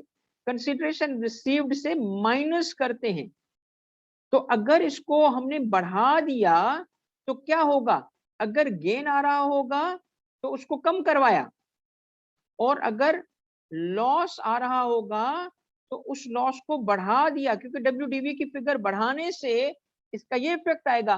तो मैंने आपको कहा था कि इसका मतलब लॉ इंसेंटिव दे रहा है और बोल रहा है कि तुम डिस्पोजल करो ताकि तुम्हें फायदा मिले। तो एसेट कौन सा है? Partial business use. इसका मतलब पार्शियल पर्सनल यूज भी तो होगा ना। तो पर्सनल यूज की वजह से वो चाहता है उसको बेचो, ताकि आम लोग उसको सेकेंड हैंड मार्केट क्रिएट हो जाए और वहां से परचेज कर सके। बताओ भाई, ये था आपका केस नंबर 1, कंप्लीट भी हो गया, पता भी नहीं चला। भाई टोटल पॉइंट्स कितने हैं? 3। पार्शियल बिजनेस यूज की सूरत में क्या करोगे? 3 बातें याद करो। क्या? पार्शियल बिजनेस यूज की सूरत में डिडक्शन क्या होगी? पार्शियल, किस एक्सटेंट तक बिजनेस यूज। फिर ऐसे एसेट की डब्ल्यूडीवी कैलकुलेट करेंगे, मगर कॉस्ट में से टोटल अमाउंट माइनस करेंगे जो हमने कैलकुलेट किया, चाहे अलाउड चाहे डिसअलाउड। फिर ऐसे एसेट का डिस्पोजल होगा तो डिसअलाउड पार्ट ऐड कर देंगे, खत्म बात, खत्म बात। देखो, अब आपको इससे एग्जामिन करेगा तो you need to look for के वो कहीं बता रहा हो कि पार्शियल बिजनेस यूज। तो पार्शियल बिजनेस यूज में खास बात क्या याद रखनी है कि अगर उसका डिस्पोजल करवा रहा है ना, तो जो डिसअलाउड पोर्शन था वो हमें बताएगा ओवर द ईयर्स कितना उसका नॉन बिजनेस यूज की वजह से डिसअलाउ हुआ था। हम उसको WDV में सिंपली ऐड करेंगे, गेन या लॉस कैलकुलेट करेंगे। आलिया रिजवान, आलिया बेटा जो हम अभी बातें पढ़ रहे हैं ये सेक्शन 22 में लिखी है, यानी नॉर्मल डेप्रिसिएशन। इन बातों को हम किसी और सेक्शन पे वो रजिया खाला की वजह से लेके नहीं जाएंगे। अगर इनिशियल अलाउंस में सेक्शन 23 में कुछ लिखा था, ऐसा नहीं लिखा, इसीलिए वो पूरा आला होगा। हम उस पर कोई ऐसी बात अप्लाई नहीं करेंगे जो यहाँ लिखी है, तो उसकी कोई भी बात इनिशियल अलाउंस पे अप्लाई नहीं करो, वो पूरा आला होगा। चलो भी बताओ, समझ आ गया केस वन? समझ आ गया? कंफर्मेशन मुझे चाहिए बेटा, या तो सवाल पूछो या तो बोलो कि समझ आ गया। VIP है, ठीक है। चलो अब आ जाते हैं केस 2 की तरफ। बेटा एक मुझे सिर्फ सेकंड दीजिएगा, एक सेकंड।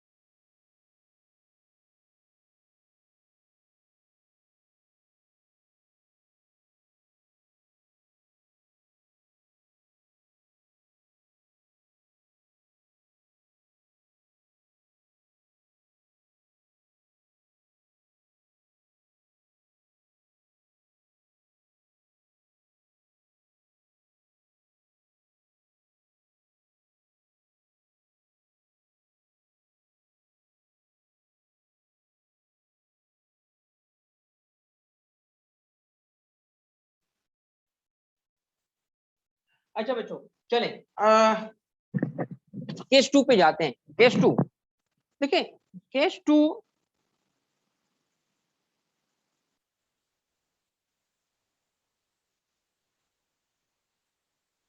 अच्छा इस वजह से मैंने आगे किया था क्योंकि यहाँ लिखा है। ओके, ये है केस 2। किसी को याद है केस 2 क्या था? कोई बंदा कुछ क्लू दे सकता है ताकि थोड़ा सा मुझे भी कॉन्फिडेंस बढ़े? हम्म,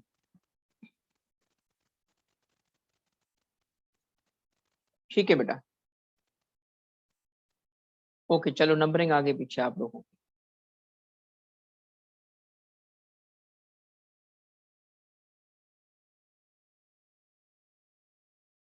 ठीक हो गया, ठीक है। चलें, नंबरिंग खैर है आगे पीछे, मगर आपको चीजें कुछ याद है। भाई केस 2 मैं अपने हिसाब से उसको नंबर कर रहा हूं। एक डेप्रिशिएबल एसेट है ऑब्वियसली, क्योंकि डेप्रिसिएशन का सेक्शन चल रहा है, होगा डेप्रिशिएबल एसेट। और डेप्रिशिएबल एसेट है इमूवेबल प्रॉपर्टी। ये दो चीजें नोट कर लें, कौन सी है? Immovable property. ठीक हो गया, डेप्रिशिएबल एसेट और वो भी कौन सी? Immovable property, correct. अच्छा अब इसकी कोई एग्जांपल? भाई बिल्डिंग, सही है। अब इसके बारे में क्या याद रखना है? तीन बातें आए, तीन कंडीशंस हो तो अजम्पशन करनी पड़ेगी हमें। बातें कौन सी हैं? सबसे पहले के एसेट कौन सा होगा? Immovable property.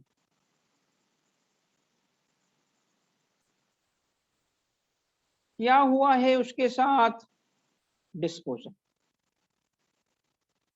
कितने पे? कंसिडरेशन रिसीव्ड एक्सीड कर जाए कॉस्ट। तो आपको डिस्पोजल हुआ है, याद है मैंने क्या बोला था? डिस्पोजल होगा तो लाजमन आपने क्या याद रखना है कि गेन या लॉस कैलकुलेट किया जाएगा और अकॉर्डिंगली एड या डिडक्ट किया जाएगा। तो कंसिडरेशन रिसीव्ड अगर कॉस्ट से बढ़ जाए तो उसने क्या कहा कि कॉस्ट अब आप ओरिजिनल नहीं लो, कॉस्ट अब ओरिजिनल ना लो, किसके बराबर कर दो? कंसिडरेशन रिसीव के बराबर कर। भाई इस तरह करने से होगा क्या? इस तरह करने से ये होगा कि अगर आप ये एक वर्किंग देख लो, बिल्डिंग है हमारे पास, उसकी कॉस्ट की 100 या 1000, ठीक है, और उसकी WDV हमने कैलकुलेट करनी है। तो WDV के लिए तो हमें चाहिए एक और फिगर, कौन सी, कि उसकी अक्यूमुलेटेड डेप्रिसिएशन क्या है। उसकी अक्यूमुलेटेड डेप्रिसिएशन 100, तो कोई सी भी ले लो, 80 ले लो, तो WDV क्या रहेगी उसकी 20, ठीक है।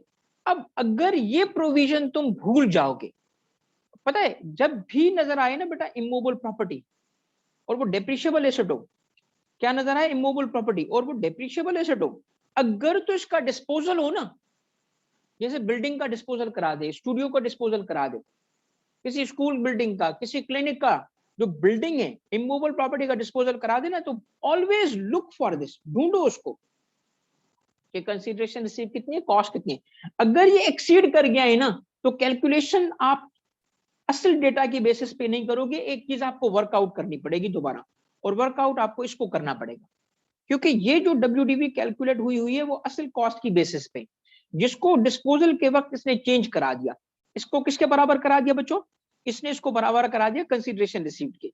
अब कंसीडरेशन रिसीव्ड आई थी हमारे पास 120, तो अब क्या होना चाहिए, अब होना चाहिए ये 120, रिवर्क करना पड़ेगा हमें, 120 में से 80 माइनस कर लो, तो आपके पास WDV कितनी आ गई, 40 की आ गई, ठीक है ना जी सर।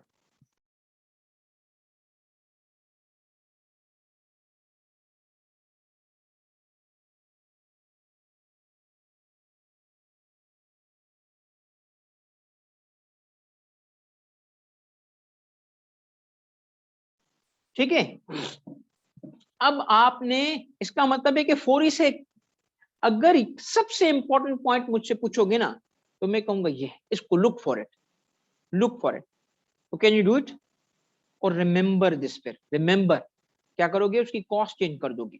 हमने क्या किया, वही किया, कॉस्ट चेंज कर दी, बाकी डेटा चेंज नहीं किया हमने। 80 जब 120 से माइनस हो गया, WDV क्या, अब आप करो कैलकुलेशन, क्या, consideration receive minus WDV, consideration receive 120 minus 40 किसके बराबर आ गया गेन, आपको याद है ये हमेशा इस पॉइंट पे जो गेन आएगा ना, किस पॉइंट पे, जिसमें इमूवेबल प्रॉपर्टी,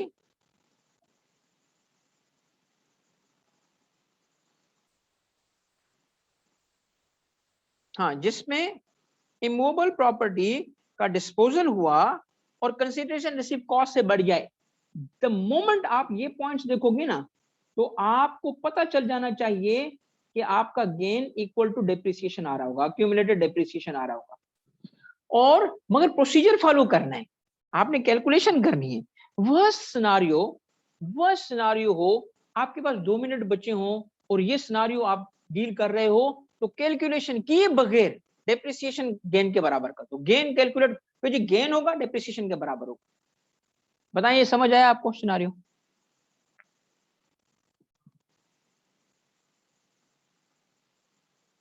ठीक है। चलें नंबर 3 पे जाते हैं।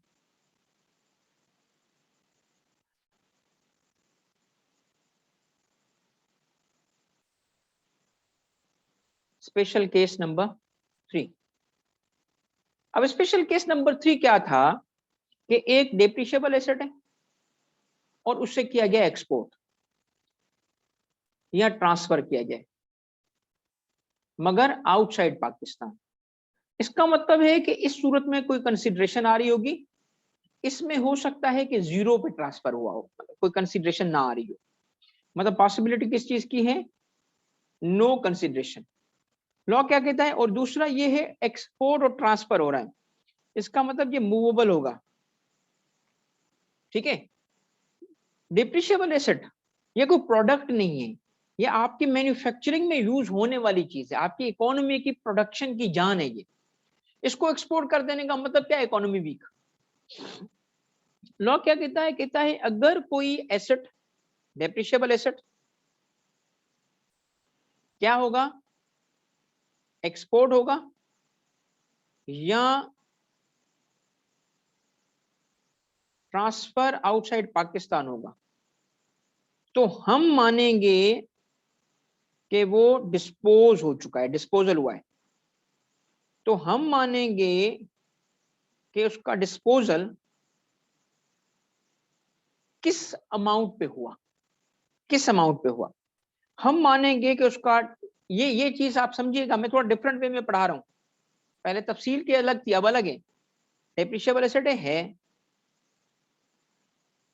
आप अगर हो सकता है कि किसी ने क्योंकि रिवाइज करोगे ना तो आपको गड़बड़ ना हो जाए, चलो उसी मेथड से कवर कर। डेप्रिशिएबल एसेट होना चाहिए और वो ऑब्वियसली क्या होगा, मूवेबल होगा।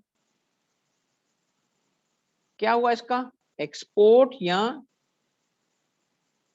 ट्रांसफर आउटसाइड पाकिस्तान, तो हम मानेंगे कि उसका हो गया डिस्पोजल। चलो इस तरह पढ़ो, मगर कितने पे ये अजम्पशन करेंगे, consideration received equal to cost हो जाएगी। अब भी बगैर पढ़े सुन लो कि गेन आएगा और इक्वल टू डेप्रिसिएशन आएगा। इसमें क्या कर रहा है, इसमें जो अंडरलाइंग एसेट है वो मूवेबल डेप्रिशिएबल एसेट है और उसकी वैल्यू डिस्पोजल कंसीडरेशन रिसीव को कॉस्ट के बराबर कर देने का मतलब क्या है कि डेप्रिसिएशन के बराबर गेन लाना चाहता है जो बहुत बड़ा होगा। इसकी कोई वर्किंग करते हैं, हमारे पास एक प्लांट एंड मशीनरी है, उसकी कॉस्ट की 100, एक्यूमुलेटेड डेप्रिसिएशन है उसकी 95, WDV है उसकी 5, कंसीडरेशन रिसीव्ड इसकी नहीं आएगी कॉस्ट के बराबर या एक्सीड नहीं करेगी, क्योंकि जिसकी WDV 5 हो, कैरिंग वैल्यू 5 हो, वेयर एंड टेयर हुआ, ऑब्सोल्यूशन हुआ, अंडरलाइंग एसेट जो है ना इमूवेबल प्रॉपर्टी नहीं है। इसमें क्या हो सकता है, इसमें तो अमाउंट कोई 5 है ना, आपको 5 भी मिल जाए तो शुक्र करो, मगर मैं 8 ले लेता हूं, आप 5 लो, 8 लो, 2 लो, आपकी मर्जी। कंसीडरेशन रिसीव 8 के बराबर, क्योंकि उसकी वैल्यू जो है ना इस वक्त कम है। ठीक है, अब सुनिए क्या क्या आया, डेप्रिशिएबल एसेट है। कंसीडरेशन रिसीव्ड क्यों मिली, क्योंकि उसको हमने एक्सपोर्ट किया है, हो गया एक्सपोर्ट, तो क्या माना जाएगा, डिस्पोजल। कितने पे, कितने पे, इसको चेंज कर दिया इसने, तो हम क्या करेंगे, ये वैल्यू नहीं लेंगे, किसके बराबर लेंगे वैल्यू, कॉस्ट के बराबर वैल्यू लेंगे। वैल्यू किस कौन सी होगी, तो कंसीडरेशन रिसीव्ड माइनस WDV। कोई वर्किंग करने की जरूरत नहीं है हमें, पहले जैसे रीवर्क करना पड़ता है, इस केस में नो विद रीवर्किंग, क्योंकि इसकी फिगर स्टेटेड है, गिवन है। 100 माइनस क्या हो जाएगा 5, तो किसके बराबर हो गया, डेप्रिसिएशन के बराबर। ये केस समझ आ गया आपको,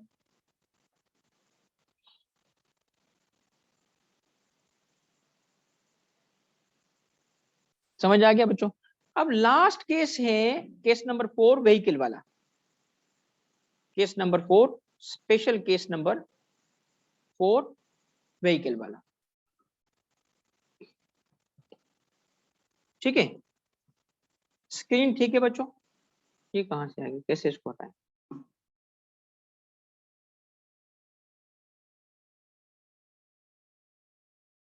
okay. Last case consideration received equal to cost given होगी, एना नहीं, ये आपको याद करना पड़ेगा क्योंकि ये प्रोविजन ऑफ द लॉ है, ये गिवन नहीं होगी, आपको वो बताए, ठीक है ना। बात क्या है, ये ऐसे डेटा गिवन होगा। कंसीडरेशन रिसीव्ड क्या है, सामने है तुम्हारे। आपका सबसे इंपॉर्टेंट पॉइंट इस यहां क्या है पता है, सबसे इंपॉर्टेंट है, look for this, look for this point, this one, this one, this one. इसको देखो, किस चीज का एक्सपोर्ट कर रहा है, डेप्रिशिएबल एसेट को एक्सपोर्ट कर देना अगर, या ट्रांसफर कर देना, तो आपको खुद याद करना पड़ेगा क्या, कि गेन या लॉस कैलकुलेट इसकी बेसिस पे होगा, है ना। ठीक है, ठीक है, चलो अब आ जाए केस 4। केस 4 ना, इसके अंदर 2 पॉइंट्स थे। पहली बात तो ये है कि ये passenger transport vehicle not flying for hire के लिए, नॉट फ्लाइंग फॉर हायर।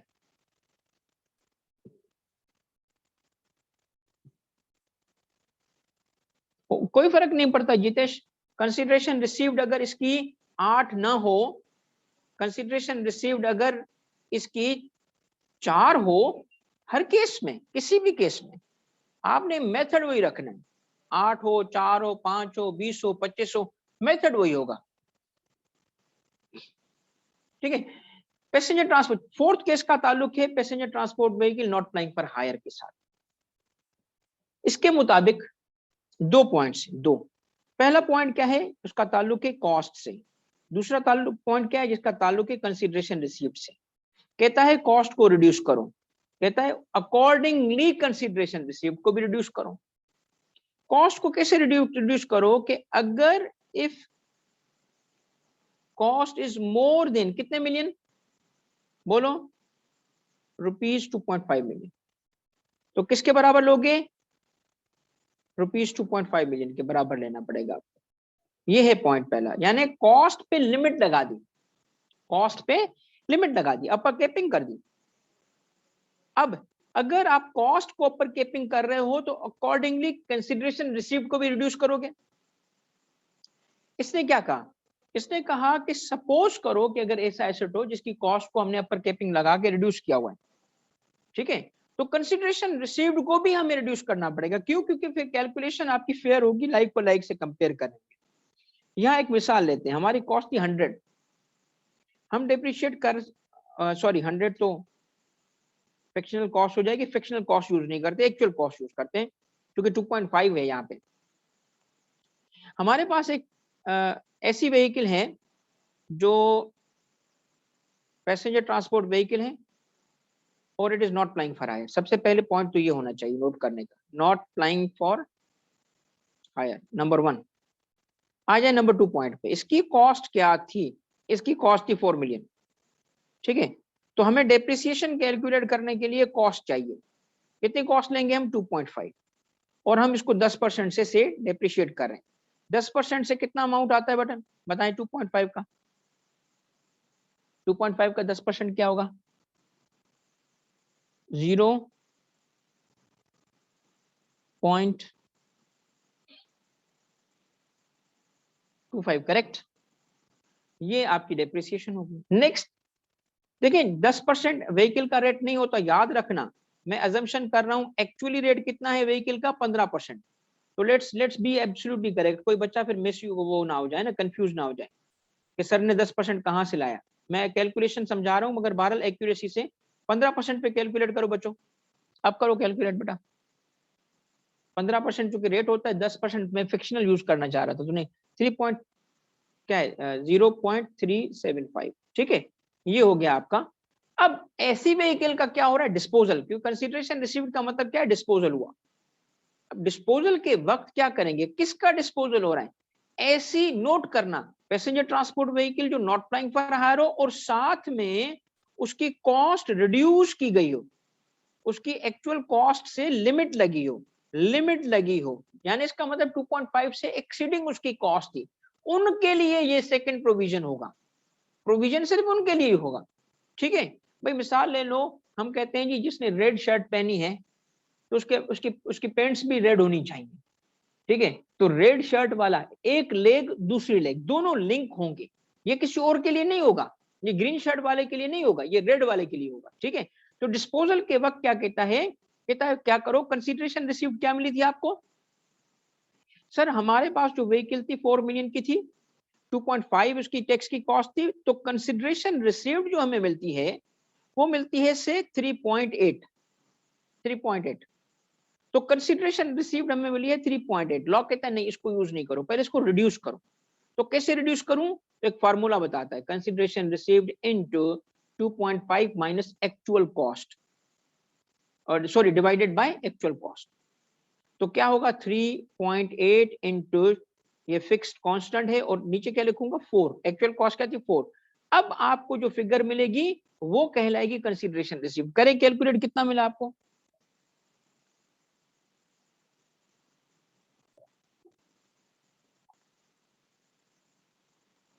क्या है बेटा 2.375, ये चेक करना ये सही है, माइनस कर लें वो WDV, किधर है WDV, यहां से WDV आएगी। क्यों WDV इसलिए आएगी कि हमने एक दफा उसको डेप्रिशिएट किया हुआ है, कॉस्ट कितनी थी 2.5, माइनस करो 0.375, तो 2.125 आ जाए जी। कंसीडरेशन रिसीव्ड क्या है, ये है कंसीडरेशन रिसीव्ड, रिड्यूस करने के बाद 375 माइनस करो WDV क्या है 2.125, बताएं क्या हुआ, 0.25 का गेन हुआ। तो बेटा पॉइंट जो है ना, क्या है इसके अंदर पॉइंट, ये है इस स्पेशल केस में पॉइंट क्या है, ये है फिर दो बातें, कॉस्ट कब रिड्यूस होगी, किसके लिए रिड्यूस होगी, अगर कॉस्ट रिड्यूस हुई तो कंसिडरेशन रिसीव्ड कैसे रिड्यूस होगी, वो कैसे कैलकुलेट की जाएगी। ये था बेटा आपका डेप्रिसिएशन वाला इतना लेंथी सेक्शन कवर हो गया। क्या आप मुझे बता सकते हो कि ये सेक्शन मैनेजेबल है, क्या चीजें आपको रिवाइज हो गई, दो cases, special case, general provisions, एक एक पॉइंट मैंने आपको रिवाइज करा दिया बेटा, ठीक है। डेप्रिशिएबल एसेट तब होगा जब उसकी लाइफ, यस बिल्कुल सही, खुबाब खुबैब खुबैब बेटा उसी वक्त होगा जब वो मोर देन 1 ईयर है, क्योंकि डेप्रिशिएबल एसेट की डेफिनेशन में जाके देखोगी ना तो कहता है उसमें 3 कंडीशंस होनी, मोर देन 1 ईयर उसकी लाइफ होनी चाहिए, likely to lose value due to wear and tear और ऑब्सोलेसेंस होनी चाहिए, और बिजनेस में यूज होना चाहिए, चाहे पार्शल हो के। सर एक बार इमूवेबल प्रॉपर्टी स्पेशल केस बिल्कुल करेंगे अहमद। इस इमूवेबल प्रॉपर्टी का जो केस था स्पेशल वो ये था कि आपके पास एक इमूवेबल प्रॉपर्टी डेप्रिशिएबल एसेट होनी चाहिए, यानी बिल्डिंग, उसका क्या आपने डिस्पोजल, डिस्पोजल के वक्त आपको कंसीडरेशन रिसीव जो मिली वो कॉस्ट से भी ज्यादा थी, और ये हो सकता है क्योंकि इमूवेबल प्रॉपर्टी है, क्योंकि उसमें लैंड है। तो कहता है ऐसे केस में आप कैलकुलेशन कैसे करोगे, कैलकुलेशन एक अजम्पशन की बेस पे करोगे, और अजम्पशन क्या होगी, अजम्पशन आपकी ये होगी कि अच्छा वो केस यहाँ है, केस नंबर 2, अजम्पशन आपकी ये होगी कि कॉस्ट असल नहीं ली जाएगी, कैलकुलेशन करते वक्त कॉस्ट को चेंज कर दिया जाएगा, किसके बराबर कर दिया जाएगा, कंसीडरेशन रिसीव के बराबर कर दिया जाएगा।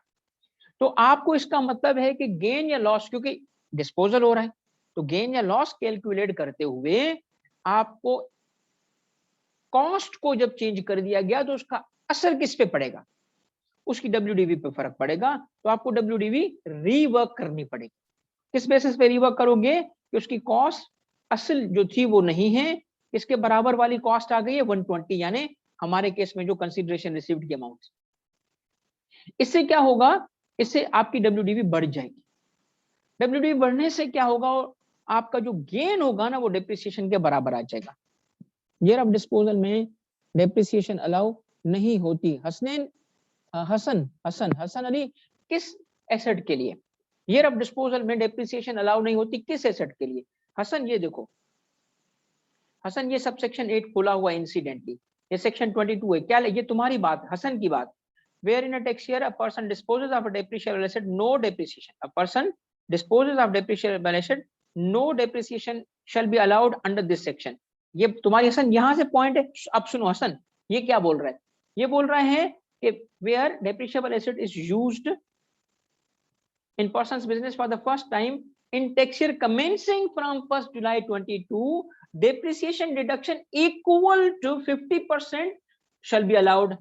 शुरू में कहता है नॉट अलाउड, एंड में कहता है अलाउड, इसका मतलब दो केसेस होंगे। हसन हसन ये मैंने तुम्हारी समरी बनाई है, ये तुम्हारे लिए बनाई है, ये वाली किसके लिए बनाई है, ये देखो ना कि आपको देखना पड़ेगा एसेट कौन सा है। बिफोर 1 जुलाई 2020 की एक्विजिशन है, तुम्हारी बात दुरुस्त है, ये देखो लिखी हुई है, मगर आफ्टर 1 जुलाई 2020 की एक्विजिशन है नहीं, फिर आपको 50% डेप्रिसिएशन देनी पड़ेगी। हसन कंफर्म कर लो।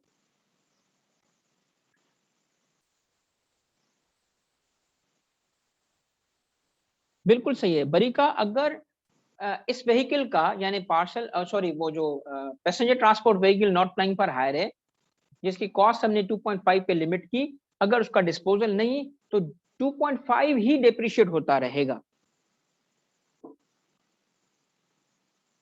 हाँ भी बच्चों ठीक है।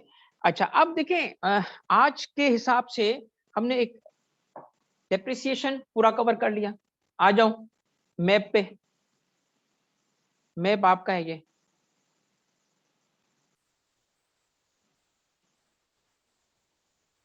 हाँ यहाँ आ गए। बताएं कितने पॉइंट्स हैं इसके लिए, काफी बड़ा टॉपिक था।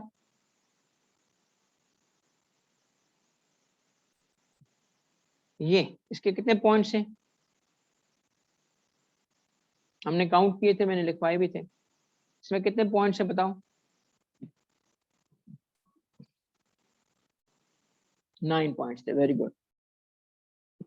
ये इतना बड़ा पॉइंट, इसको छोड़ के, डेप्रिसिएशन को छोड़ के, अब देखें डेप्रिसिएशन और इसे छोड़ के, ये यहां इनको छोड़ो, बाकी है क्या यार? 1 point, 2 point, 1 point, 2 point, 2 point, 3 points, देख रहे हो?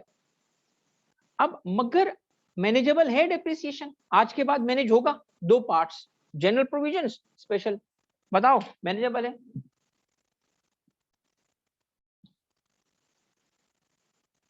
जी जी, सेशन बिल्कुल ओपन है बेटा, क्योंकि अगला टॉपिक जो है ना वो मैं चाह रहा हूं कि कल अगर मोबाइल फोन बंद नहीं हुए और सिग्नल यानी वो जो इंटरनेट बंद नहीं हुआ, मैं कल रखूंगा। मैं इसीलिए आते ही एडमिन से उस काम के लगाया कि कल की क्या पोजीशन है, ठीक है? मैं फिर आपको बिजनेस का जो आखिरी सेक्शन है, क्योंकि आपको समझाना है, रिवाइज कराना है, पूरी पूरी बात रिवाइज करनी है। आज के बाद मेरा ख्याल है अगर थोड़ी सी भी तवज्जो से आप देखोगे ना, तो आपको खुद रिवाइज करने की, उस तरह पढ़ने की जरूरत नहीं पड़ेगी। इस वक्त तुम लोगों को फोकस्ड जहन है, और जो इस वक्त मैं थोड़ा थोड़ा करके भी रिवाइज कराता जा रहा हूं, तो आपका काम होता जा रहा है। और ये सेशंस कोई लिमिटेड नहीं है, आप मुझे बोलोगे रोज आओ सर, रोज आऊंगा, ये आप लोगों पे डिपेंड करता है, मेरा कोई मसला नहीं है, ठीक है? एमन, I am happy, I am happy. अच्छा बेटा, थोड़ा अब मैं आता, स्पेकुलेशन बिजनेस कवर होगा यार, हुजैफा कहो तो कवर होगा, मगर स्पेकुलेशन बिजनेस में एक बात देखो, जब मैं डिडक्शंस नॉट अलाउड करूंगा ना, उस वक्त तो मुझे पूछ लेना, उसके अंदर टोटल पॉइंट्स हैं क्या यार, बता दूंगा, 2 मिनट का काम लगेगा उसका। बिल्कुल, अगर आपको इशू है, जिस चीज में तुम्हें इशू है बताओ, और जिस पे इशू नहीं है तो ठीक है। अच्छा, एक आखिरी बात बताऊं बेटा, मगरिब का टाइम है, इस वजह से मैं सेशन को एंड करूंगा, क्योंकि फिर मेरी ये फाइनल की क्लास स्टार्ट हो जाएगी। तो मैं आपको एक सिर्फ छोटी सी बात बताना चाह रहा हूँ। आप में से जो बच्चे थ्योरी के बारे में पूछ रहे थे कि सर थ्योरी में मसले आ रहे हैं, तो मैंने फिर आपको बताया भी था कि इंशाल्लाह कुछ टॉपिक्स जो आप लोगों ने मुझे कन्वे किए हैं, उन टॉपिक्स पे मैं सैटरडे पे एक 4 से 5 घंटे का एक सेशन रखूंगा, ठीक है? जिसके अंदर यही चीजें इसी तरीके से आपको ब्रेविटी के साथ पॉइंटेड और डायरेक्ट चीजें बताता जाऊंगा कि ये करो, और साथ में रिवाइज भी होती जाएंगी। तो सैटरडे के अभी तक जो आप लोगों ने मुझे बताया है, उसमें जैसे थ्योरी की बात कर रहा हूँ, जिसमें आपको गाइडेंस चाहिए। एक आपने मुझे बताया है कुछ टैक्स क्रेडिट्स के आपको इशू आ रहे हैं, लॉसेस में आपको इशू आ रहा है, लॉसेस की खास तौर पे कि वर्किंग कैसे होगी उसमें इशू आ रहा है। ऑब्वियसली बात है बेटा, पहले तफसील से पढ़ा था, अब आपने खुद जब संजीदगी से देखा, तो आपके जहन में सवालात बनेंगे, मगर आप पूछो ताकि हम गाइड कर सकें। किसी बच्चे ने मुझे एओपी का कहा है, ये मैंने नोट कर लिया है। इसके बाद एक आध बच्चे ने इवन असेसमेंट का कहा है। बेटा देखो, इस वक्त हम लोग, मैं, मुजम्मिल और समीर, पूरी टीम आपके साथ खड़ी है, हाजिर हैं आखिरी दिन तक। जो इशू आता है मुझे डायरेक्टली बताओ, मुजम्मिल को बताओ, आप समीर को बताओ, जहां जहां तुम लोगों को इशू आ रहा है बताएं, क्योंकि अभी टाइम है, ताकि हम आपको रिवाइज करा सकें, ताकि आपके सवालों के जवाब मिल सके, और आपकी अच्छी तैयारी होगी बेटा। और हमारी तो ना सिर्फ एफर्ट आपके साथ है, दुआएं भी आपके साथ है। तो आप करो ये, जिस जिसने मुझे मैसेज नहीं किया टॉपिक्स के हवाले से, मुझे बताओ जरूर कि सर इस जगह हमें इशू आ रहा है। हो सकता है कि मैं ऐसी टेक्निक आपको बता दूं कि वो बड़ी चीज आपको लग रही है वो छोटी हो जाए, क्योंकि इस वक्त ना मैं फैलाऊंगा नहीं, इस वक्त मैं उसको सिंथेसाइज करने की, नेरो करने की कोशिश करूंगा। This is not the time कि चीजें फैलाई जाएं, वो शुरू में फैलाई जाती हैं ताकि एक एक को तोड़ के तफसीली हम उसकी वो समझें, और अब टाइम आ गया उसको वापस रिकनेक्ट करके नेरो करने की, ठीक है?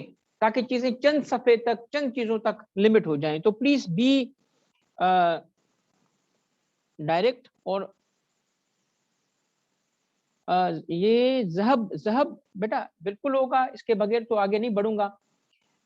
इसके साथ वो जहब पूछ रहा था कि बिजनेस इनकम पे एक बेंचमार्क क्वेश्चन होगा, एक केस स्टडी होगा। बेंचमार्क क्या है? केस स्टडी होगा, जिसके अंदर ये सारी चीजें, क्योंकि देखो बशर्ते कि तुम वो याद रखो जो मैं पढ़ा रहा हूँ।